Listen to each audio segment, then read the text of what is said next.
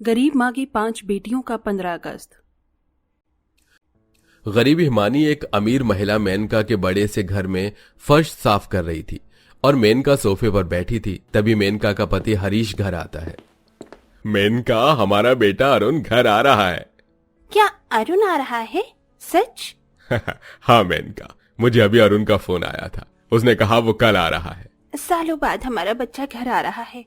मालकिन, आपके बेटे कहाँ गए हुए हैं? हिमानी, मेरा बेटा एक फौजी है।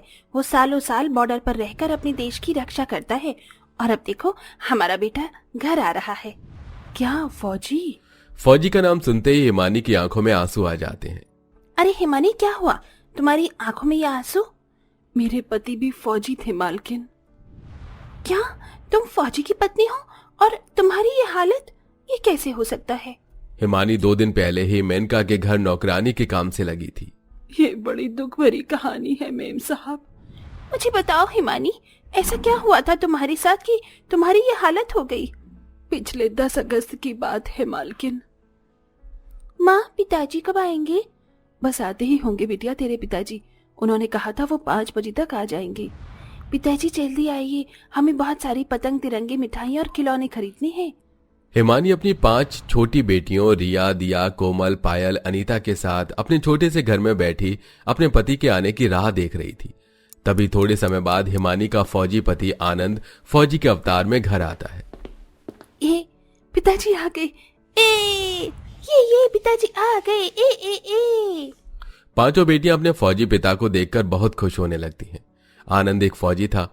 वो सालों साल बॉर्डर पर रहकर अपनी ड्यूटी करके अपने देशवासियों को घुसपैठियों और आतंकवादियों से बचाता था। आनंद हर साल की तरह इस बार भी 1 साल बाद अपने परिवार के पास आया था।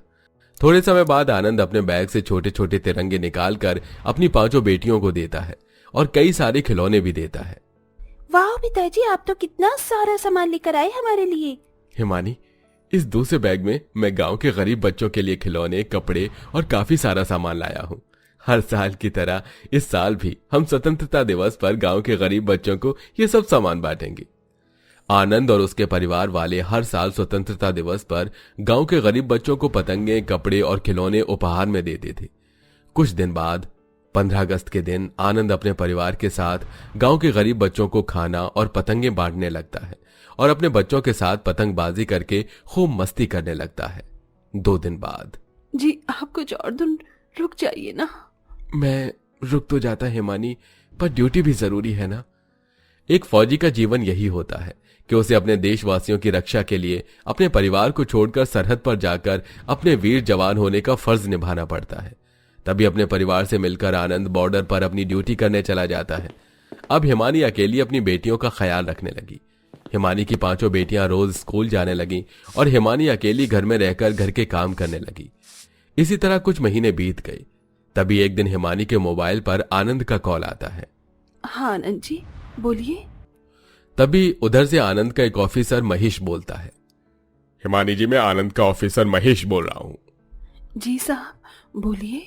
मुझे बड़े अफसोस के साथ कहना पड़ रहा है हिमानी जी, आपके पति आनंद शहीद हो गए बॉर्डर पर अचानक जंग छिड़ने पर।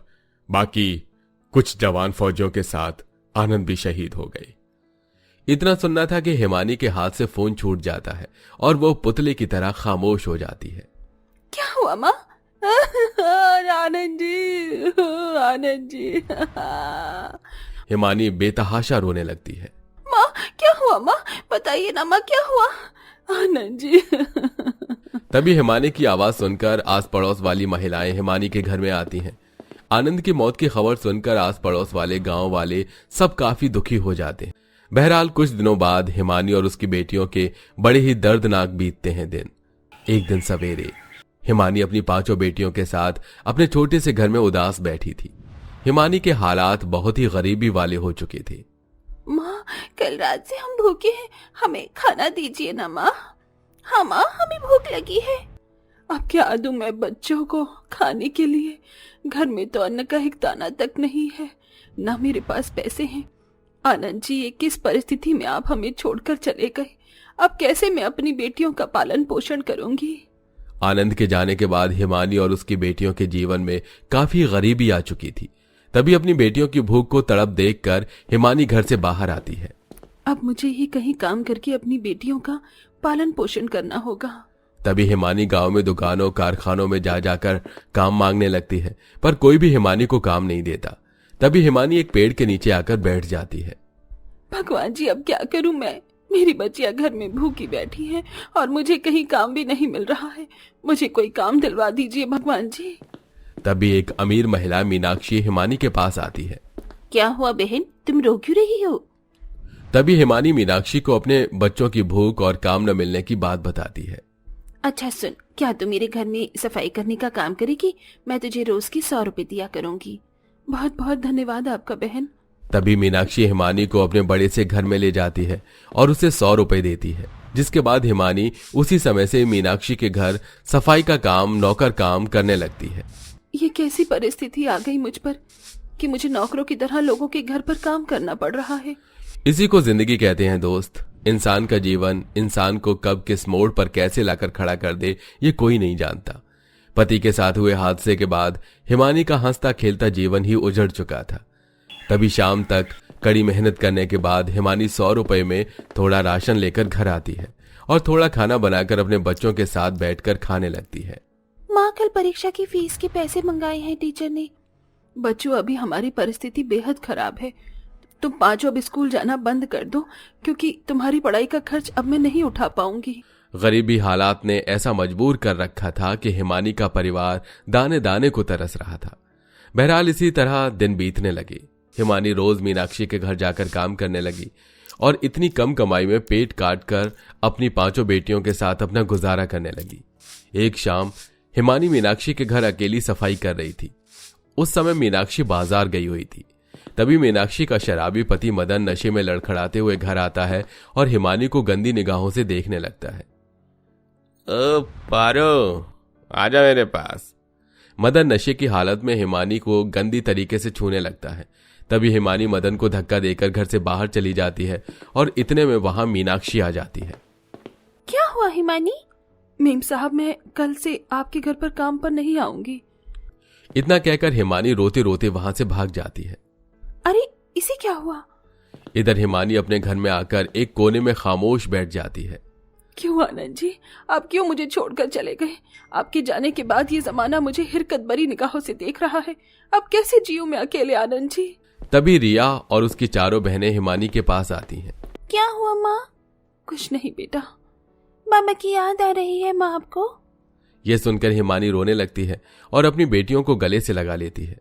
तभी अगले दिन हिमानी नए काम की तलाश में गांव में जाती है तो उसे एक मेनका नाम की अमीर महिला के घर सफाई का काम मिल जाता है।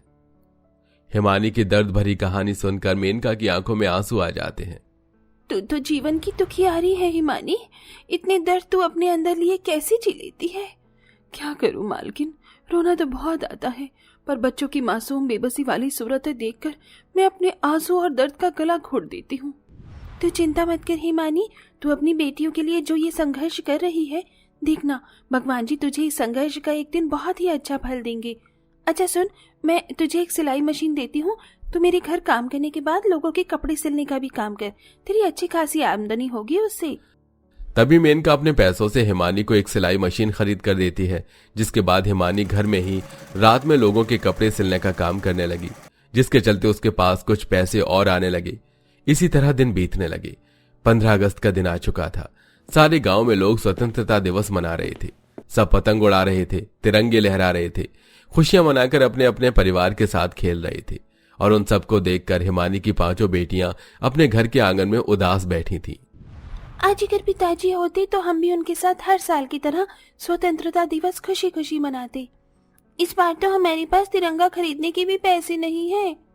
माँ के पास भी पैसे नहीं है। काश कि आज पिताजी हमारे साथ होते। तभी पीछे दरवाजे पर खड़ी हिमानी अपनी बेटियों की ये बेबसी देखकर दुखी हो जाती है। आज अगर मेरे पास पैसे होते तो मैं अपनी बेटियों को इतना दुख कभी नहीं होने देती। जो मैं कमा रही हूँ वो सब पैसा तो हमारे खाने में खर्च होता जा रहा है। तभी मेनका और हरीश हिमानी के घर कई सारे तिरंगे, पतंगे और कई सारे खिलौने लेकर आते हैं और वो सब चीजें हिमानी की बेटियों को देते हैं। अरे वाह, इतनी अच्छी पतंग। दिया, कोमल, चलो हम भी पतंग उड़ाते हैं। हाँ चलो। पांचों बहनें वो सारे तिरंगे पतंगे लेकर गांव में आती हैं और गांव के बच्चों के साथ खुशी खुशी स्वतंत्रता दिवस मनाने लगती हैं। साहब मालकिन, मेरे बच्चों के चेहरे पर इतनी खुशियां लाने के लिए आपका बहुत बहुत धन्यवाद। हिमानी, हरीश जी तेरे लिए एक सिलाई का काम लेकर आए हैं।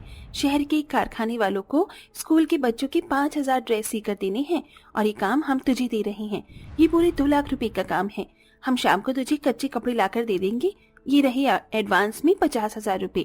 बाकी पैसे काम होने के बाद हम तुझे देंगे। ये सुनकर हिमानी बहुत खुश हो जाती है।